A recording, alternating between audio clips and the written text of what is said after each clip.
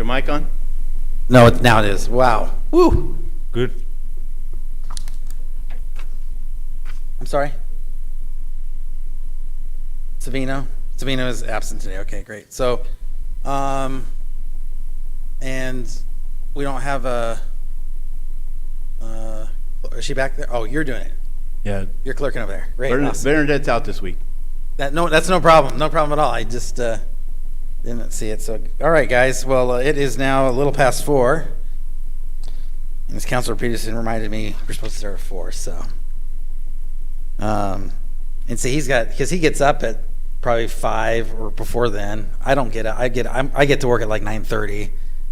So you're at the end.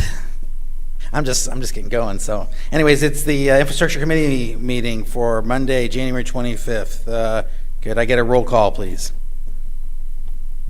Chairperson Jacob Roebuck. Here. Committee Vice Chair Margaret Kennard. Here. Committee members George Peterson. Here. Committee member Savino Sanchez. Absent. Okay. So could I get a motion to approve the agenda and the minutes from January 4? I move to approve the agenda and the minutes. Second. All in favor, say aye. Aye. Opposed? Motion passes. Item number 3, non-action items. Mr. Nahar. Our item now is project update. Okay, at the first slide? Okay. Bouncing. Okay, the slides, go to the first slide. Okay, what you see there is the valve project. That's over there at the corner of Poe and South Main. For those who've been here a while, the old Margaret's. And that's the last phase of this project, our large diameter valve project. That's a 42-inch by 24-inch T with 42-inch and 24-inch valves. Again, the left picture shows the track hole holding it up, and the second picture to the right shows what it's holding up. You can see by the size of the guys next to it how big that equipment is and our fittings are. Can't buy those at Home Depot, as I always say, but we're on the last phase and we should be finished in a couple of weeks. The large valve will be done, and FYI, we have received all the reimbursements back from that legislative grant. We have already put in for that one. Next slide. This is what we call Tower 2, the one on West Martin. You can see on the left picture, that's the inside of the access tube that goes all the way up to the top. Even that gets painted. That's the prime coat. And on the picture on the right has the curtain around it where they're painting, they sandblasted and they're painting the outside. And you have the other project in your packet if you have any questions on any other project. A couple weeks ago, I got a chance to, I took my boys out. We went to the one that's next to the old water tower, and you could, it's not closed yet. You can still, it's got this, it's closed, but it's got a fence there. You can still see in it. Man, those things are big and scary. They're big and scary. Right now in that tower, we have the electricians putting in all the electrical stuff, and you saw a dirt floor. When we're done, we'll put in 2 more feet of concrete. So we'll have a concrete floor as well. Oh, great. Any questions, councilors? Okay, if not, we'll move on to regular item number 3. Mr. Nahar. Okay, this item is for scope of work for water main repair, and Lorenzo Sanchez will be presenting this one. Next slide. So, Mr. Chair, committee members, item number 3 is consider scope of work, RFP 21-005. We're trying to get a pool of contractors together in order to do valve insertions and line stops. This is for emergency water main repair. We want to have them on hand. It's similar to the engineering services that we put out, so we have them on hand in case we have something come up, some type of emergencies. And we just want to have the contractors ready and available, and we will definitely go with the best price on whatever is available. We'll inquire and get quotes from the contractors through this RFP. And with that, I stand for any questions. Thank you. How many? I know we've got several. We've got 3 of these contract types of RFP scope of, contracts in place. These pools. You have pulls for roofing, Demo. demo, and on-call engineering services. They're gonna put one out for the general construction services. We just did that. Yeah, we just approved that one And this one. And this I one, believe so- that's all facilities. from the engineering side. So And just so you know, this isn't just something that just anybody can do. It's a specialty service. If you look at the size of the line stops and everything in the slides, it's a specialty field. There's only very few contractors in the state that are permitted to do it. and I've talked a bit about this with Mr. Nahar, and the purpose for maybe the one person that's listening online, I'll say this, but just for general discussion, we put these together, these they're pre-set up agreements with different qualified contractors that allows the staff to be more react quicker when challenges come up. A lot of times with city government, we deal with a lot of bureaucracy. So it's a lot of the bureaucracy is necessary, checks and balances, make sure that there isn't any waste, make sure that there's no bad things happening with the money. But this, I think, is a good way for us to bring a bit of efficiency back into the bureaucracy. So we appreciate your work on this. So, questions from the committee? If there's no questions, then I would take a motion, and I think let's keep trying to send these to consent, and certainly councilors can pull them off if they want to discuss them. So let's keep sending them to send this consent, unless you guys have an objection to that. Okay, I'll move to recommend for approval to full council on the consent agenda, RFP-21-005, scope of work. Second. Okay, all in favor say aye. Aye. Aye. Opposed? Motion passes. Item number 4. Thank you.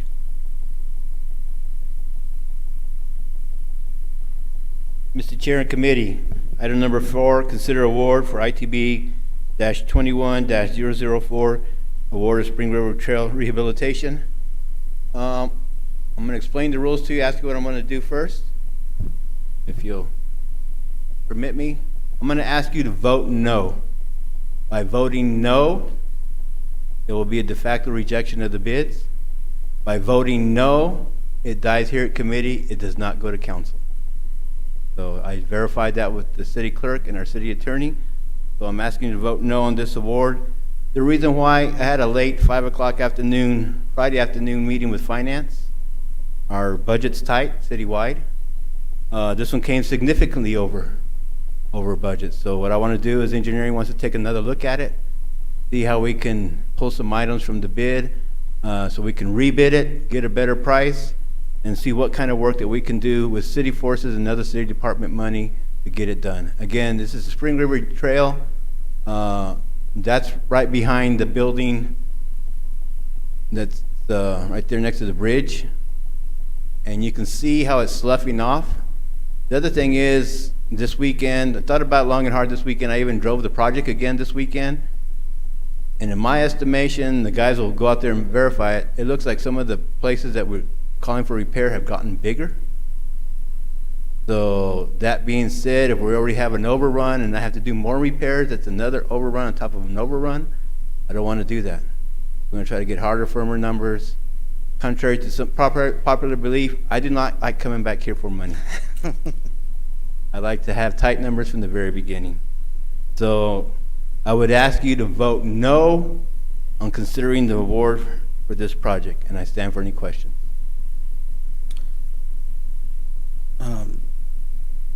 Questions from the committee? Was this the bid for, it was $100,000, wasn't it? You're on page 17. 17. The bid was $208,000. The DOT is only putting $129,000, so I had to come up with $81,000 and out of my capital improvement and engineering fund, which also covers things like the Boys and Girls Club, which is another reason I think that's a higher priority in the queue right now to take care of those projects that we already have in the queue. So it's a culmination of things, and it's why I'm I'm asking you to vote no on this award. And can, are you gonna resubmit it for the 100? Yeah, we're gonna rebid it. We're gonna rebid it, but we're gonna look at the items. Like, a couple of the items was some solar lighting that's in crosswalks. I think special electronics crew, we can do it in-house cheaper. And take that out of the bid and a little bit of stuff like that, some striping and stuff that we can do in-house cheaper and make it a more effective bid. And I won't have to ask for so much money out of the capital improvement project funds. Thank you. And yeah, and thanks. And my question, which we discussed earlier, but for the record, so we're hoping to see a revised second bid come back in either next meeting or the meeting after that, the next 1 to 2. You would see it in the March meeting. We're hoping to re-advertise and bid it February 7th. Okay. Open bids March 9th. You would see it the March infrastructure. It would be awarded, if everything goes good, in April. Yeah. And I have talked to the DOT. I got a verbal approval of what I'm doing with this afternoon. So everything's going good. Okay. Yeah, I think the one thing I want us to be careful about is just make sure that our community knows and our constituents know that we are committed to maintaining these this trail. This trail specifically is a fantastic trail as far as depending on which side you're looking at. It starts one end is the zoo and the other end is the is Enchanted Lands park slash golf frisbee golf Yeah, course. disc golf. Disc golf. Thank you. Disc golf course. You know, it is a great trail. I go on it quite a bit both ways. I live kind of right in the middle, which is nice. I mean, we're kind of right in the middle right here, actually.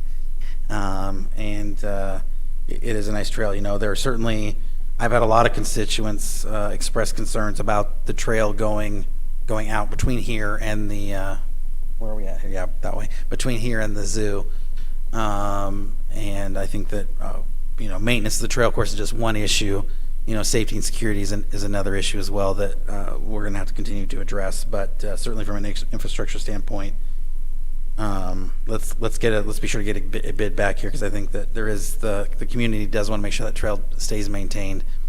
It is an important asset to us, and then we need to continue also. And I know we discussed this earlier, Mr. Nahar, but we need to continue to work and figure out ways to make that trail between here and the zoo a trail where people feel safe traveling on, where that means lighting, fencing, stuff like that. But that's another discussion. So I appreciate that. So in order to vote this down, we will need a motion to pass it and then vote against it. So You'll just need to vote, you know, your Sorry? motion will be to vote no. Okay. So I move to vote no on the award of ITB-21-004. and so that is a motion to reject. Correct. So a yes will reject it. A yes will reject it. If you want to go the other way, we can do it. No, that's fine. We'll just do it that way. That's fine. So the motion is, do we have a second?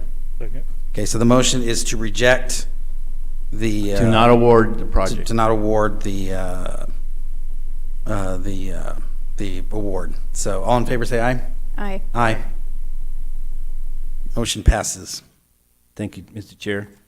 I'm going to do another introduction on the next item is to consider dissolved oxygen remediation design services. Again, Utility Director Lorenzo Sanchez will be presenting this one.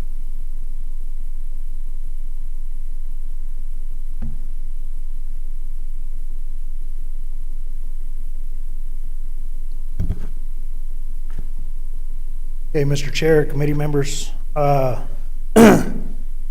we're here to consider the engineering dissolved oxygen design improvements at the wastewater treatment plant, as Mr. Nahar stated. Okay, the recommendation is to consider to approve professional services agreement in amount of $102,481.25 for the design of the dissolved oxygen improvements at the wastewater treatment plant to HDR of Albuquerque, New Mexico. Just a little background, back in January 1 of 2020, we were issued a new dissolved oxygen limit on our NPDES permit, which we have to meet within 3 years. So the city's compliance schedule, our new limit is 4.1, just so you know the limit. Our old permit number was 2.0. The city's compliance schedule for meeting new DO limits in the NPDES permit is as follows. Effective date of the permit was January 1, 2020, which is the 4.1. 1 year after the effective date of permit, we have to commence actions which may include engineering design or commence construction of treatment facilities. And then within 3 years after effective date of the new permit, we have to comply with the effluent limitations for dissolved oxygen. So this permit is only when we're discharging to the river, which is the photo in the slide right there. That's when we're discharging to the Hondo. If we're selling the effluent to the farmers, we don't have to meet that permit. But that's anytime we're discharging to the farmers, that's when we have to meet the 4.1 limit. But we have to meet our permit limit. The river.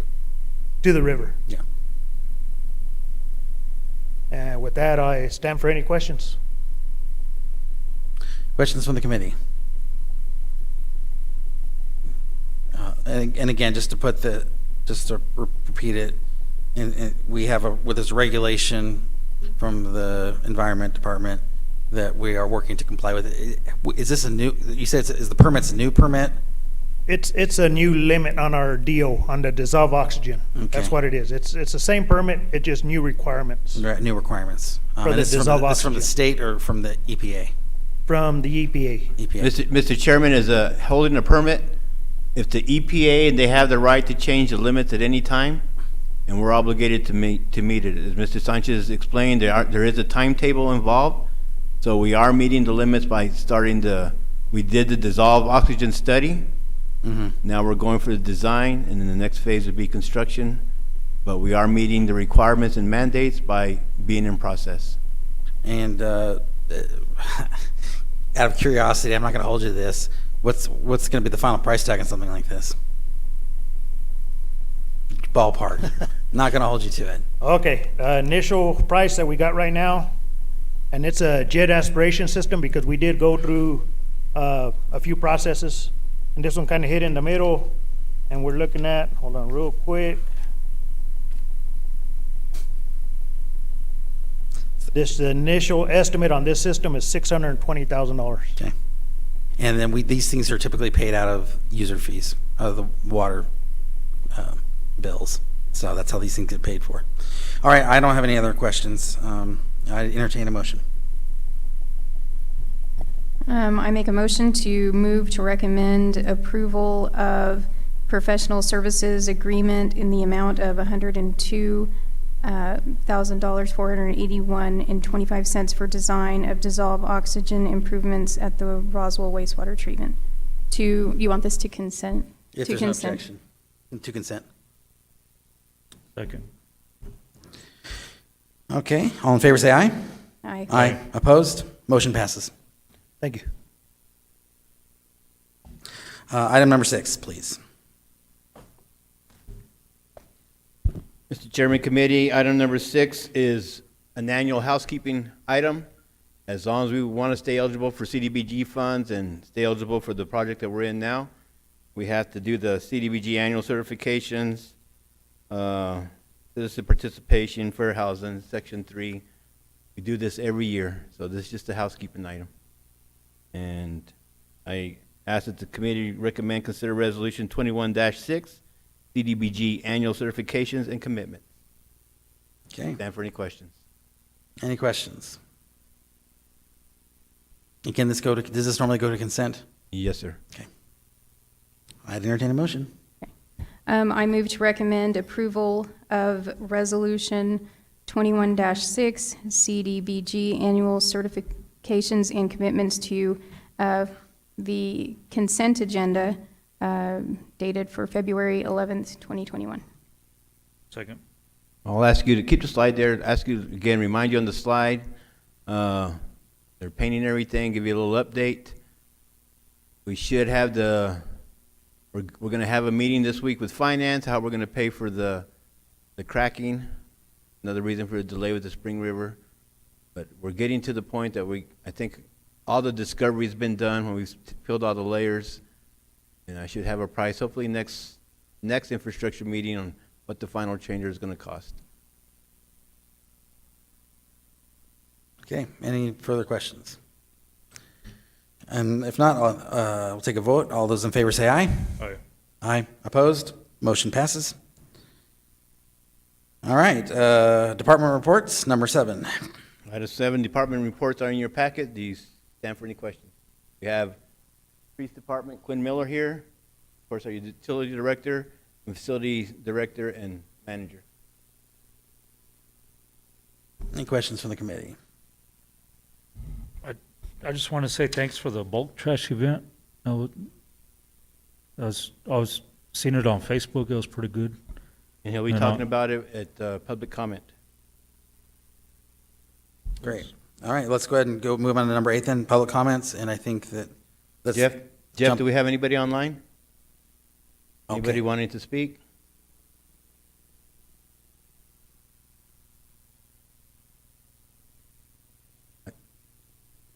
Good. Then I would present Abraham Chaparro.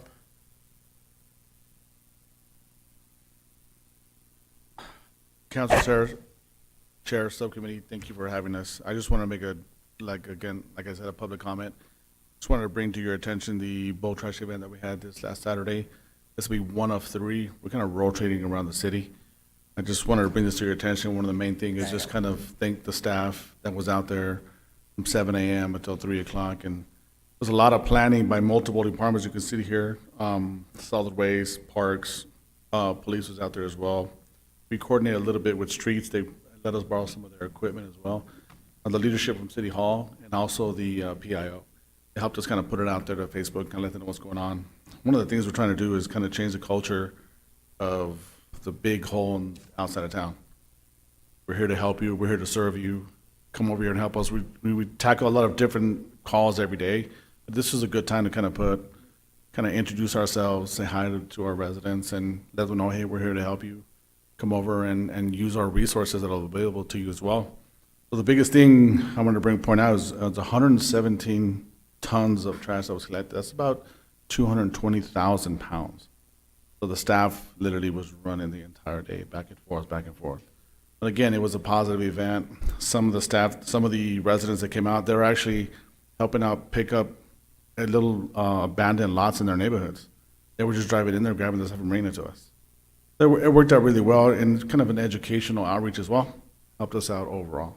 I just wanted to bring it to your attention. If you have any questions, I'm glad to answer them for you. Questions? Thrilled with the initiative, and obviously, I think one thing that we have to, as the city, we have to remember that the people don't see us.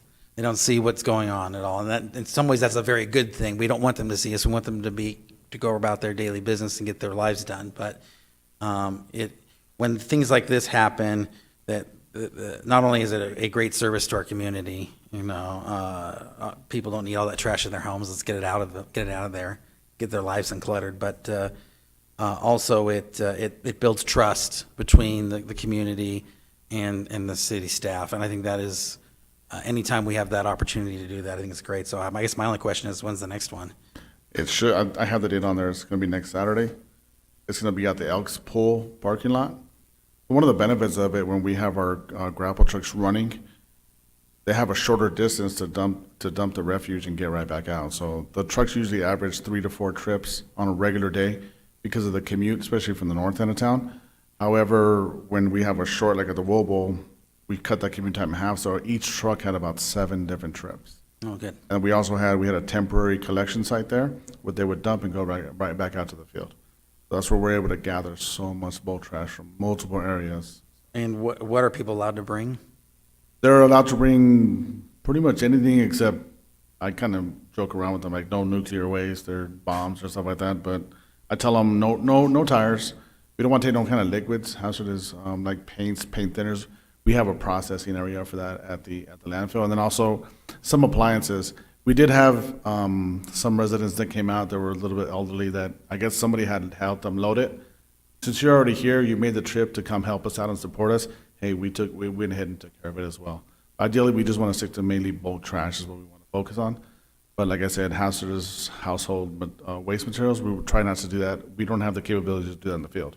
Right. But we're more than welcome. We left the landfill open, we sent them out to the landfill, and we took care of it. Okay, all right. Thank you very much. Appreciate Okay. that report. Thank you. Okay, anything else from the committee or staff? If not, we are adjourned. Thank you very much.